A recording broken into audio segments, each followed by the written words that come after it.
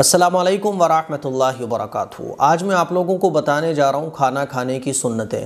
نبی پاک صلی اللہ علیہ وسلم کی سنتیں بتانے کا یہ سلسلہ شروع کیا گیا ہے تاکہ ہم اور آپ جو پورا دن اپنا گزارتے ہیں، کھاتے ہیں، پیتے ہیں، کہیں جاتے ہیں، کسی سے ملتے ہیں، یہ سارے کام ہم لوگ کرتے ہیں، لیکن اگر یہی کام نبی پاک صلی اللہ علیہ وسلم کی سنت کے مطابق ہو جائے تو ہماری دنیا بھی بن جائے اور آخرت بھی بن جائے۔ اور آج جو ہم لوگوں کو شکایت ہوتی ہے نا کہ یار ہمارے گھر میں نحوست ہے، بے برکتی ہے، کسی نے کچھ کرا دیا ہے، ہم لوگ تعویذ لینے بھی جاتے ہیں اور تعویذ گنڈے وظیفوں میں بھی لگے رہتے ہیں۔ یاد رکھیے گا، سب سے بڑا وظیفہ اور سب سے زبردست وظیفہ یہ ہے کہ ہم اور آپ نبی پاک صلی اللہ علیہ وسلم کی سنتوں پر عمل کرنا شروع کر دیں۔ جس گھر میں سنت کا نور جل رہا ہوگا، جس گھر میں نبی پاک صلی اللہ علیہ وسلم کی سنتوں پر عمل کیا جاتا ہے، پھر اس گھر میں اللہ کی رحمت داخل ہوتی ہے، اس گھر میں اللہ کی طرف سے برکتیں داخل ہوتی ہیں۔ تو ساری پرابلم کا سولوشن ہے کہ ہم اور آپ نبی پاک صلی اللہ علیہ وسلم کے طریقے کے مطابق اپنی زندگی گزارنا شروع کر دیں۔ آئیے جانتے ہیں کھانے کی سنتیں کیا کیا ہیں۔ اس کلپ کو دیکھنے کے بعد آپ سبھی حضرات سے میری درخواست ہے کہ کھانا آپ سنت کے مطابق کھانا شروع کریں، اپنے گھر میں کھانا کھانے کی سنتیں بتائیں اور پورے گھر کو بتائیں کہ بھائی اب سے ہمیں سنت کے مطابق کھانا کھانا ہے۔ تو آئیے جانتے ہیں کھانا کھانے کی سنتیں کیا ہیں۔ نمبر 1، کھانے سے پہلے کلائی تک دونوں ہاتھ دھونا۔ جب ہم کھانا کھانا جائیں تو دونوں ہاتھ دھو لیں، ہے نا۔ اور نبی پاک صلی اللہ علیہ وسلم جب کھانا کھاتے تھے تو کھانے سے پہلے ہاتھ دھوتے تھے، اور ہاتھ دھونے کے بعد ٹاول سے یا کسی کپڑے سے پونچھتے نہیں تھے۔ ہاں، کھانا کھانے کے بعد جب ہاتھ دھوتے تھے تو آپ علیہ الصلوۃ والسلام پھر ہاتھ کو ٹاول یا کپڑے سے پونچھا کرتے تھے۔ اور 1400 سال پہلے ہمارے آقا صلی اللہ علیہ وسلم نے یہ طریقہ بتایا۔ آج کی سائنس یہ کہتی ہے کہ جب کھانا ہاتھ دھو کر کھایا جاتا ہے تو اس سے جو ہمارے ہاتھوں میں ہمیشہ بیکٹیریا اور کیٹاڑو رہتے ہیں جو ہماری باڈی کو، ہماری ہیلتھ کو نقصان پہنچاتے ہیں، جب ہم ہاتھ دھو کر کھانا کھاتے ہیں اور ٹاول سے پہنچتے نہیں ہیں تو اس سے کیا ہوتا ہے کہ کھانا ایک دم فریش ہمارے پیٹ میں پہنچتا ہے۔ لیکن جب ہم ہاتھ دھوتے ہیں کھانا کھانے سے پہلے اور ٹاول سے پہنچ لیتے ہیں تو ٹاول کے جو جراثیم ہوتے ہیں وہ ہمارے ہاتھوں میں لگ جاتے ہیں۔ اسی لیے سائنس یہ کہتی ہے کہ ہاتھ دھو کر ٹاول سے نہیں پہنچنا چاہیے۔ ہاں، کھانا کھانے کے بعد جب آپ ہاتھ دھوئیں تب ٹاول سے پہنچیں، ہے نا۔ لیکن آقا مدنی صلی اللہ علیہ وسلم نے 1400 سال پہلے یہ تعلیم سنت کے طور پر ہمیں بتا دی کہ دیکھو، کھانا کھانے سے پہلے ہاتھ دھو اور پہنچو مت، اور کھانا کھانے کے بعد ہاتھ دھو تو پہنچ لو۔ تو اسی لیے جب کھانا کھائیں تو ہاتھ دھو کر کھائیں، ہے نا، اور ٹاول سے نہ پہنچیں۔ اور جب کھانا کھا چکے تب ہاتھ دھوئیں، پھر اس کے بعد آپ ٹاول سے پہنچ سکتے ہیں۔ تو پہلی سنت یہ ہے کہ ہاتھ دھو کر کھانا کھانا چاہیے۔ دوسری سنت ہے دسترخوان بچھانا۔ ترمذی شریف میں یہ حدیث موجود ہے جس سے یہ ثابت ہوتا ہے کہ دسترخوان بچھا کر ہمیں کھانا کھانا چاہیے۔ ہم جب بھی کھانا کھائیں تو دسترخوان بچھا لیں۔ ہوتا کیا ہے کہ ہم لوگ بغیر دسترخوان کے کھانا بیٹھ جاتے ہیں۔ ویسے تو یہ ہے کہ سب لوگوں کو ایک ساتھ کھانا کھانا چاہیے، لیکن اگر ایک ساتھ کھانا ہمارے گھر میں کوئی نہیں کھاتا ہے، کوئی کسی ٹائم کھاتا ہے، کوئی کسی ٹائم کھاتا ہے، تب بھی دسترخوان بچھا کر ہمیں کھانا کھانا چاہیے۔ ہمارے آقا صلی اللہ علیہ وسلم دسترخوان بچھا کر کھانا کھایا کرتے تھے۔ تیسری سنت ہے کہ کھانا کھانے کے لیے کس طرح سے بیٹھا جائے۔ تو دیکھیے، ایک پوزیشن تو یہ ہے کہ آپ ایک پیر کو بچھائیں اور دوسرے پیر کو کھڑا کر لیں، اس طرح سے آپ بیٹھ کر کھانا کھا سکتے ہیں۔ اور دوسرا طریقہ یہ ہے کہ آپ جس طرح سے ہم لوگ اتحیات میں بیٹھتے ہیں، خواتین جس طرح سے اتحیات میں بیٹھتی ہیں، مرد حضرات جس طرح سے اتحیات میں بیٹھتے ہیں، اس پوزیشن میں بھی کھانا آپ کھا سکتے ہیں۔ تیسرا طریقہ یہ ہے اکرو بیٹھنا، جس کو کہا جاتا ہے۔ تو یہ تینوں طریقے ہیں جن طریقوں پر کھانا کھانا جائز ہے۔ ہمارے آقا صلی اللہ علیہ وسلم ان تینوں طریقوں پر کھانا کھاتے تھے، ہے نا۔ اور میں نے دیکھا بھی ہے کہ ہمارے جو علماء اکرام ہیں، بزرگ حضرات ہیں، وہ جیسے اتحیات میں بیٹھتے ہیں اس طرح سے بیٹھ کر کھانا کھاتے ہیں، یا پھر ایک پیر پر بیٹھتے ہیں اور دوسرا پیر کھڑا کر لیتے ہیں، اس طرح سے کھانا کھاتے ہیں۔ تو کھانا کھانے کے لیے اکرو بھی بیٹھا جا سکتا ہے نا، یا ایک پاؤں بچھا کر اس پر بیٹھ جانا اور دوسرا گھٹنا کھڑا رکھنا، یا دونوں زانوں کو زمین پر ٹیک کر جھک کر کھانا۔ یہ سنت طریقہ ہے کھانا کھانے کا، اور مرقات میں یہ طریقہ موجود ہے۔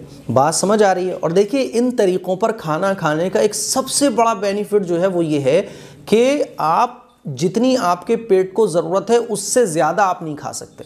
یعنی ان طریقوں پر اگر آپ کھانا کھائیں گے تو آپ کا پیٹ نہیں بڑھے گا، آپ کا وزن اوور نہیں ہوگا، کیونکہ اس پوزیشن پر میڈیکل سائنس یہ کہتی ہے کہ اس پوزیشن پر جب کھانا کھایا جاتا ہے تو پیٹ اتنا ہی لیتا ہے جتنا اس کو ضرورت ہوتی ہے۔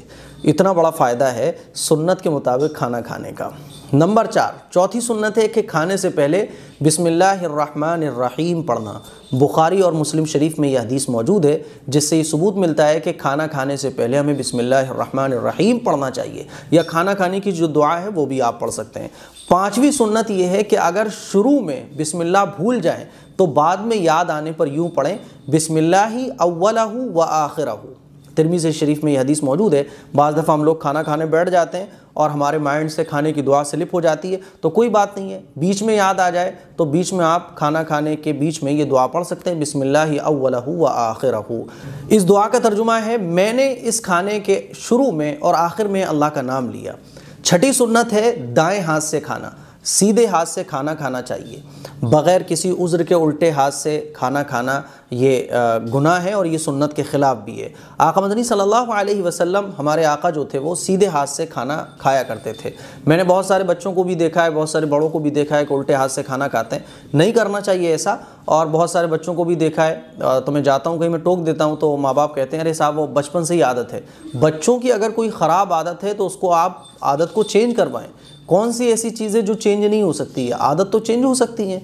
आज हमारे बच्चे उल्टे हाथ से खा रहे हैं, हम उनको आदत पड़वाएंगे सीधे हाथ से खाने की, तो वो सीधे हाथ से खाना खाना शुरू कर देंगे। इसीलिए अपने बच्चों को आप सीधे हाथ से खाना खाने की आदत पड़वाएं। 7वीं सुन्नत है कि खाना एक किस्म का हो तो अपने सामने से खाना। बुखारी और मुस्लिम में यह हदीस मौजूद है। मिसाल के तौर पे आप 2 लोगों के साथ बिरयानी खा रहे हैं या चावल खा रहे हैं या एक ही तरह की डिश अगर खा रहे हैं आप, तो फिर अपनी साइड से खाना चाहिए, है ना। लेकिन अगर बहुत सारा आइटम एक ही प्लेट में रखा हुआ है, जैसे बिस्किट भी हैं, कुछ और चीज़ भी है, कुछ और चीज़ भी है, तो फिर आप पूरी प्लेट में से कहीं से भी उठाकर खा सकते हैं, ठीक है। लेकिन अगर एक ही तरह की डिश है तो फिर अपनी साइड से हमें खाना खाना चाहिए। अच्छा, नंबर 8, 8वीं सुन्नत है कि जिस खाने में सब उंगलियां ना लगानी पड़े उसको 3 उंगलियों से खाना। हमारे आका सल्लल्लाहु अलैहि वसल्लम 3 उंगलियों से खाना खाते थे, ये 3 उंगलियां। बात समझ आ रही है? और उसकी वजह ये है कि मक्के और मदीने का जो खाना होता था तो वो सूखा खाना होता था, है ना, तो वो 3 उंगलियों से आराम से खाया जा सकता था। हमारे यहाँ तो दाल चावल इतने जो है वो पतले होते हैं, दाल होती है बहुत पतली, कि 3 उंगलियों से खाना ये एक बहुत ही मुश्किल काम है। तो जितनी उंगलियों की ज़रूरत हो उतनी उंगलियां इस्तेमाल करना सुन्नत है। लेकिन अगर सूखा खाना है जो 3 उंगलियों से उठ सकता है, जैसे हम नमकीन खा रहे हैं या बहुत मोटी चीज़ खा रहे हैं या कोई और चीज़ खा रहे हैं, तो 3 उंगलियों का हमें इस्तेमाल करना चाहिए। नंबर 9, अच्छा ये 3 उंगलियों का इस्तेमाल क्यों करना चाहिए? क्योंकि हमारे आका सल्लल्लाहु अलैहि वसल्लम 3 उंगलियों का ही इस्तेमाल फरमाते थे। कहने का मतलब ये है जितनी उंगलियों की ज़रूरत हो उतनी उंगलियां हमें खाने में इस्तेमाल करना चाहिए। नंबर 9, खाने के बाद उंगलियां चाट लेना। हमारे आका सल्लल्लाहु अलैहि वसल्लम खाने के बाद उंगलियां चाट लेते थे और मुस्लिम शरीफ में हदीस मौजूद है। और आजकल की मेडिकल साइंस ये कहती है कि खाना खाने के बाद जो उंगलियों को चाटा जाता है तो ये उंगलियों में ऐसे जो है वो फ़ायदेमंद चीज़ होती है, प्लाज्मा होता है ऐसा फ़ायदेमंद, जो पेट में जाने के बाद हाजमे को मजबूत करता है। इसीलिए मेडिकल साइंस आज इस रिसर्च पर पहुंची है, उनकी तहकीक ये हुई है कि खाना खाने के बाद उंगलियां चाटना चाहिए, क्योंकि इन उंगलियों में जो प्लाज्मा लगा रहता है खाना खाने के बाद वो पेट के हाजमे के लिए बहुत ज़्यादा फ़ायदेमंद होता है। इसलिए आज के टाइम में बड़े बड़े डॉक्टर्स, यूके के, यूएस के बड़े बड़े डॉक्टर्स, बड़े बड़े इंजीनियर और बड़े बड़े पढ़े लिखे लोग उंगलियां चाटते हैं। और बाज़ डॉक्टर्स तो, बाज़ साइंसदान तो जो है वो इस्लाम में भी दाखिल हो चुके हैं इन चीज़ों को, इन हदीसों को पढ़कर। तो बहरहाल खाना खाने के बाद उंगलियां चाटना चाहिए। और आप अलैहिस्सलातु वस्सलाम खाना खाने के बाद पहले बीच की उंगली चाटा करते थे, ये वाली, फिर उसके बाद शहादत की, फिर उसके बाद अंगूठे की, ठीक है ना। तो अगर हम 4 उंगलियों से खा रहे हैं, हमारे यहाँ तो बिरयानी होते हैं, बहुत लचीले से चीज़ें होती हैं ना, तो अगर हमारी तो सारी उंगलियां सन जाती हैं, तो सबसे पहले छोटी उंगली, फिर उसके बाद ये, फिर उसके बाद ये, फिर उसके बाद ये, फिर उसके बाद अंगूठा, ये तरीक़ा है। अच्छा, 10वीं सुन्नत है कि प्याला या रिकाबी जिसमें खाया हुआ हो उसे खूब साफ़ कर लेना। जिस प्याले में आप खा रहे हैं, जिस बर्तन में आप खा रहे हैं, तो अच्छे तरीके से उस प्याले को, उस बर्तन को खाना खाने के बाद साफ़ कर लेना, है ना। ये इब्न माजा में हदीस मौजूद है।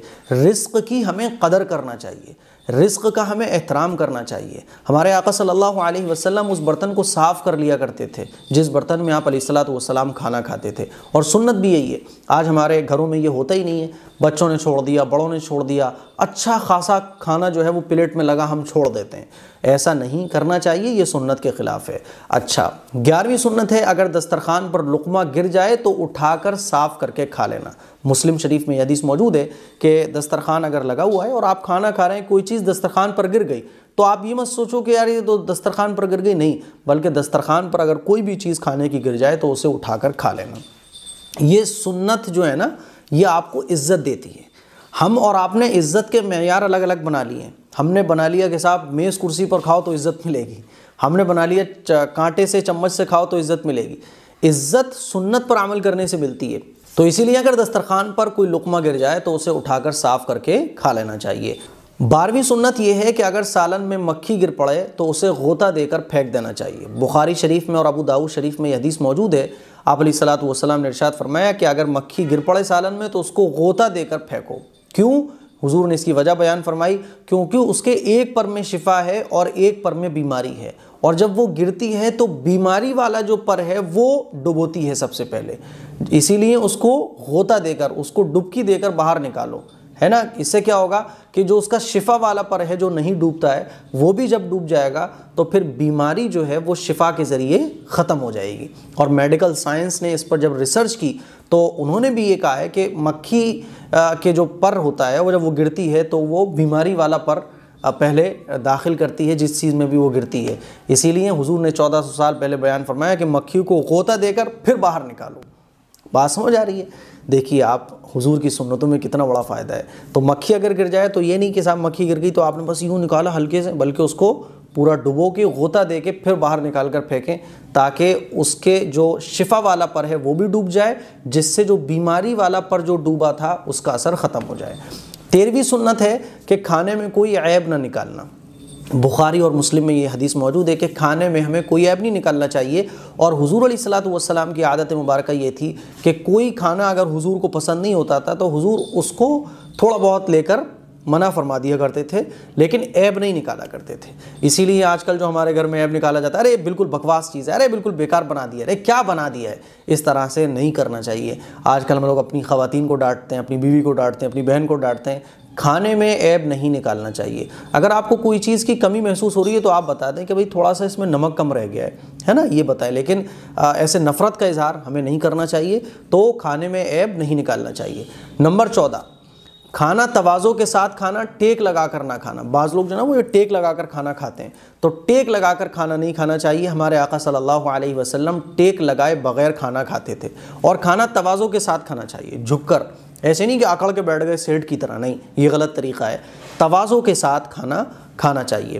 نمبر 15، کھانے کے بعد یہ دعا پڑھنا چاہیے۔ کون سی دعا؟ اسکرین پر آپ دیکھ سکتے ہیں، الحمدللہ الذی اطعمنا وسقانا وجعلنا من المسلمین۔ اس دعا کا ترجمہ ہے، سب تعریفیں اس اللہ کے لیے ہیں جس نے ہمیں کھلایا پلایا اور مسلمان بنایا۔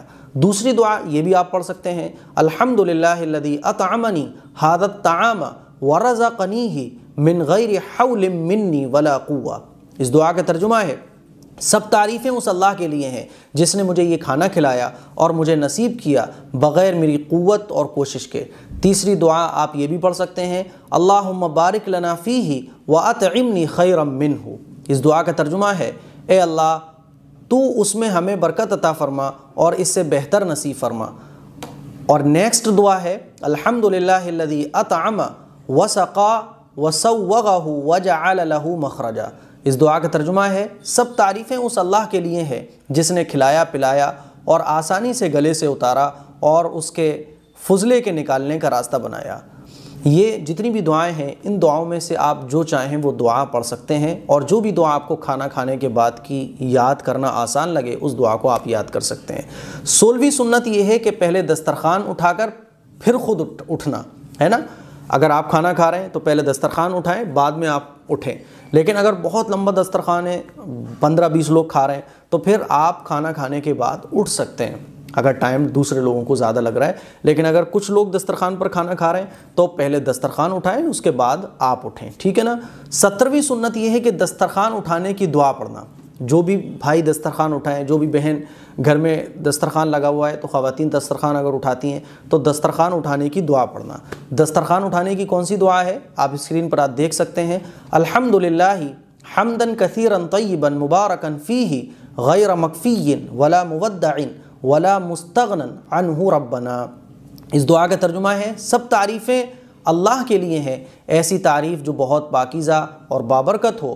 اے ہمارے رب، ہم اس کھانے کو کافی سمجھ کر یا بالکل رخصت کر کے یا اس سے غیر محتاج ہو کر نہیں اٹھا رہے۔ بخاری شریف میں یہ دعا موجود ہے۔ اچھا، دسترخوان اٹھ رہا ہو تو آپ بھی اس دعا کو، جو باقی لوگ بیٹھے ہیں وہ بھی اس دعا کو پڑھ سکتے ہیں، ہے نا۔ اسی لیے دسترخوان اٹھانے کی دعا بھی ہمیں یاد ہونا چاہیے۔ جہاں ہمیں بہت ساری چیزیں دنیا کی یاد ہوتی ہیں، موویوں کے نام یاد ہوتے ہیں، ایکٹر اور ایکٹریس کے نام یاد ہوتے ہیں، ڈیٹ آف برتھ بھی یاد ہوتی ہے، سانگ بھی یاد ہوتے ہیں، تو یہ دعائیں چھوٹی چھوٹی ہیں۔ ان دعاؤں کو جب ہم روزانہ پڑھنے کی عادت بنا لیں گے تو یہ ہمیں بہت آسانی کے ساتھ خود بخود ہماری زبان پر آنا شروع ہو جائیں گی۔ 18ویں سنت ہے کہ کھانا کھانے کے بعد ہاتھ دھو کر کلی کرنا۔ جب ہم کھانا کھا چکے تو ہاتھ دھوئیں، برتن میں ہاتھ نہیں دھونا چاہیے۔ بہت سارے لوگ ہیں جو دسترخوان پر ہی برتن میں ہاتھ دھو دیتے ہیں، یہ بہت غلط طریقہ ہے اور بہت ہی گندا طریقہ ہے اور یہ سنت کے خلاف ہے۔ ہاں، کوئی بزرگ ہیں جو اٹھ کر جا نہیں سکتے نل پر، ان کا معاملہ الگ ہے، لیکن نارملی جو لوگ برتن میں ہاتھ دھوتے ہیں ان کو اس حرکت سے باز آنا چاہیے، غلط حرکت ہے۔ آپ جائیے عزت کے ساتھ، نل پر ہاتھ دھو کر آئیے اور اس کے بعد کلی کیجیے اور پھر ہاتھوں کو آپ پہنچنا چاہیں تو پہنچ سکتے ہیں۔ 19ویں سنت ہے کسی کی دعوت کھانے کے بعد میزبان کو یہ دعا دینا۔ اگر ہم کسی کے یہاں دعوت پر گئے ہوئے ہیں تو جب ہم کھانا کھا چکے تو ہمیں یہ دعا پڑھنا چاہیے، اللہم اطعم من اطعمنی واسقی من سقانی۔ اس دعا کا ترجمہ ہے، اے اللہ، جس نے مجھے کھلایا اس کو کھلا اور جس نے مجھے پلایا اس کو پلا۔ مسلم شریف میں یہ دعا موجود ہے۔ 20ویں سنت ہے دسترخوان زمین پر اور فرش پر بچھا کر کھانا۔ دسترخوان آج کل جو ہمارے ہاں ایک کریز چل رہا ہے، ڈائننگ ٹیبل پر کھانا کھانا، اس سے ہمیں بچنا چاہیے۔ ہمارے آقا صلی اللہ علیہ وسلم زمین پر دسترخوان لگا کر کھانا کھاتے تھے۔ آپ بیڈ پر دسترخوان لگا کر کھانا کھا سکتے ہیں، ہے نا، اور زمین پر بھی دسترخوان لگا کر کھانا کھا سکتے ہیں۔ کہنے کا مطلب یہ کہ میز کرسی کا سیٹ اپ یہ اسلامی نہیں ہے، یہ غیروں کا طریقہ ہے۔ ہمیں اپنے نبی پاک صلی اللہ علیہ وسلم کے طریقے کو فالو کرنا چاہیے۔ 21ویں سنت ہے کہ کھانے کے درمیان اگر کوئی آ جائے تو اسے شرکت کی دعوت دینا، جو ہمارے یہاں عام ہے۔ کوئی اگر ہم کھانا کھا رہے ہوں، کوئی آ جاتا ہے تو ہم اس کو دعوت دیتے ہیں، یہ سنت ہے، ٹھیک ہے۔ 22ویں سنت ہے ساتھی کھانا کھا رہا ہے تو جتنا ہو سکے اس کے ساتھ کھانا کھاتے رہنا تاکہ وہ پیٹ بھر کر کھا لے۔ البتہ اگر کوئی مجبوری ہو تو عذر کر دینا۔ مثال کے طور پہ آپ اپنے دوست کے ساتھ کھانا کھا رہے ہیں، آپ کو یہ لگ رہا ہے کہ اگر آپ اٹھ جائیں گے تو یہ بھی جلدی سے ختم کر دے گا، تو ایسا نہیں، جب تک وہ کھا رہا ہے اگر آپ کھا سکتے ہیں تو کھائیے۔ ہاں، اگر کوئی مجبوری ہے، کوئی پرابلم ہے اگر آپ کو زیادہ کھانے میں تو آپ عذر کر سکتے ہیں، لیکن اس کے ساتھ بیٹھے رہیں تاکہ وہ بھی آرام سے کھا لے۔ 23ویں سنت ہے کہ جس خادم نے کھانا پکایا ہے اس کو کھانے میں شریک کرنا یا کچھ کھانا اس کو علیحدہ دے دینا۔ آپ کے گھر میں کوئی پکانے والی آتی ہے یا کوئی پکانے والا آتا ہے تو جس نے کھانا بنایا ہے اس کو بھی کھانے میں شریک کرنا یا اس کو علیحدہ سے کچھ دے دینا۔ اچھا، اگر آپ کے گھر میں کوئی پکانے والا نہیں آتا، آپ کی بہو پکاتی ہے تو یا کوئی بھی پکاتا ہے تو بہتر یہی ہے کہ جب کھانا لگ جائے دسترخوان پر تو اس کو بھی اپنے ساتھ دسترخوان پر شریک کر لیں۔ بات سمجھ آ رہی ہے؟ ہوتا کیا ہے کہ ہم لوگ اس کو اپنے ساتھ کھانے میں شریک ہی نہیں کرتے ہیں، یا جو ہے آپ اس کو بول دیں، یا اگر وہ خود ہی بول رہی ہے کہ میں بعد میں کھا لوں گی کھانا تو وہ ایک الگ مسئلہ ہے، لیکن بہتر یہ ہے کہ جب کھانا آ گیا دسترخوان پر تو آپ اس کو بھی اپنے ساتھ شریک کر لیں۔ تو یہ کھانا کھانے کی 23 سنتیں تھیں جو میں نے آپ لوگوں کے سامنے بیان کی۔